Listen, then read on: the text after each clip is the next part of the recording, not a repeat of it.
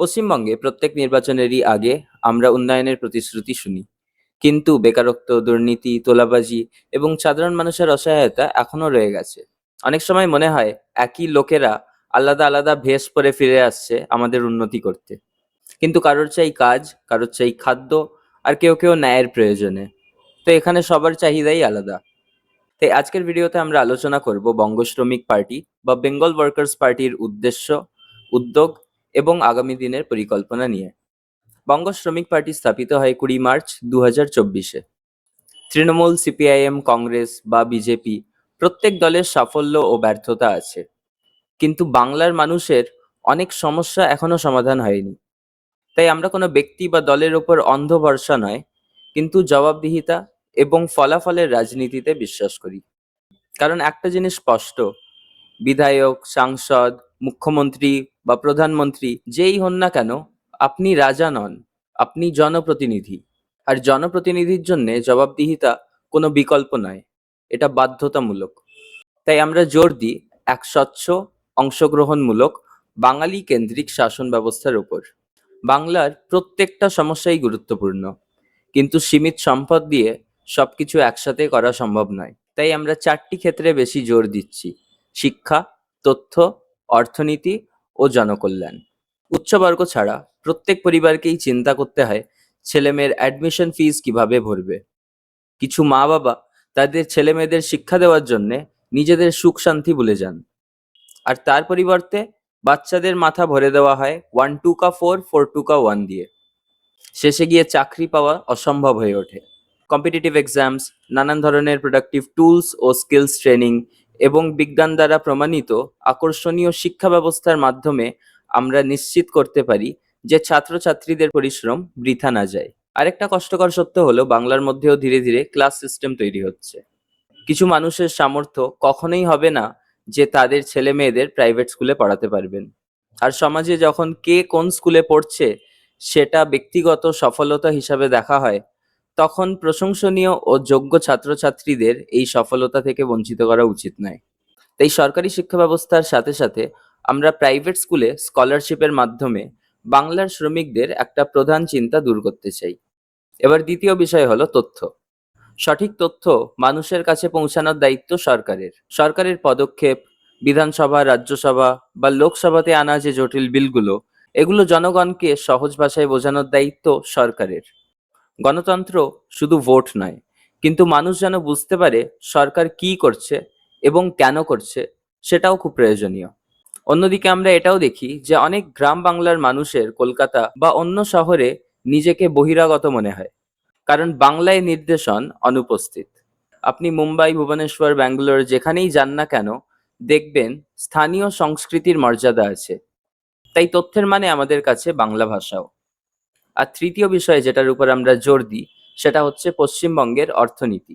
আমাদের জন্য একটা জিনিস খুবই স্পষ্ট, যে গুন্ডারাজ আর তোলাবাজির কালচার বন্ধ করতে হবে। আইন শৃঙ্খলা না থাকার কারণে ব্যবসা বাণিজ্যে আমরা পিছিয়ে। লজ্জার ব্যাপার যে মহিলারা, বাচ্চারা, এমনকি কুকুররাও আজ সুরক্ষিত না আমাদের রাস্তায়।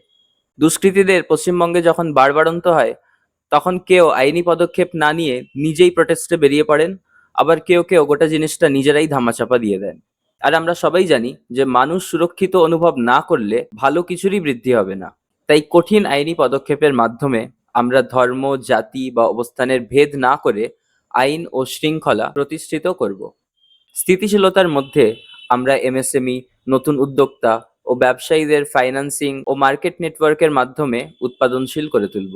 ফ্রিল্যান্সিং, আর্টিস্ট্রি, এগুলো খুবই মূল্যবান দক্ষতা, কিন্তু আমাদের রাজ্যে এত দক্ষ শ্রমিক থাকতেও তারা কাস্টমার খুঁজে পাচ্ছে না।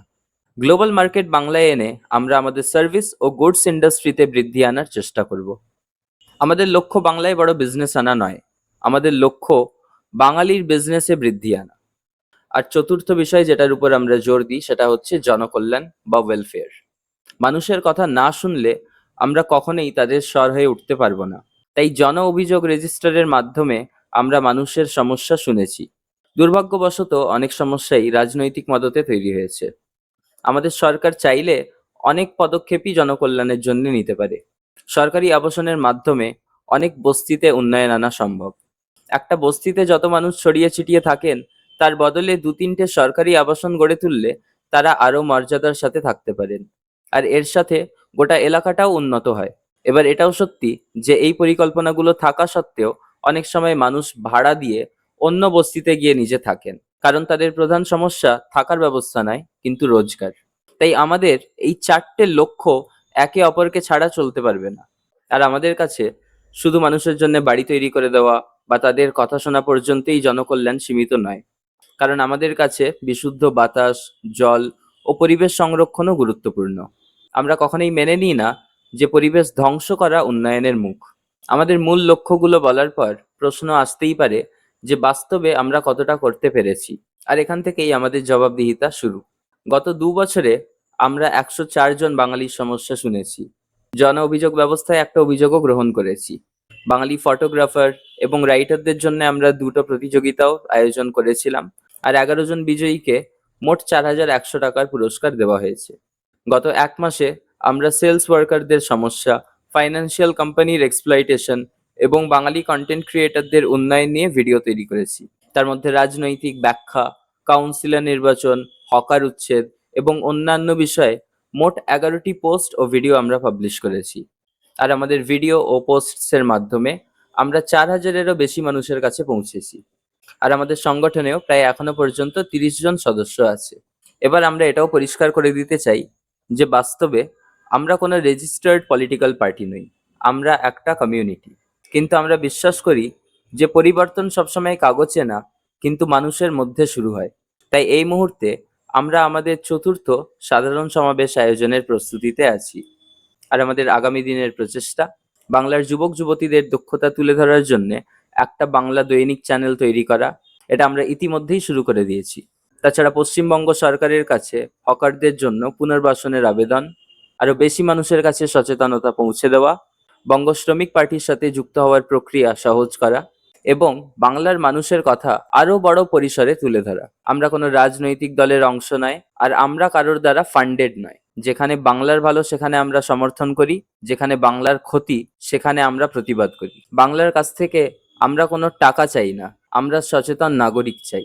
নিজের অধিকার বুঝুন, নিজের দায়িত্ব বুঝুন এবং অন্যায়ের বিরুদ্ধে কথা বলুন। বঙ্গ শ্রমিক পার্টি কোনো নেতার দল নয়, এটা বাংলার শ্রমিক, ছাত্র, উদ্যোক্তা এবং সাধারণ মানুষের মঞ্চ। আগামী ভিডিওতে আমরা আলোচনা করব আমাদের 4র্থ সাধারণ সমাবেশ নিয়ে, যেটা 21শে জুন বিকাল 8টায় আয়োজিত হবে। ভালো থাকুন, আশা করি আবার দেখা হবে।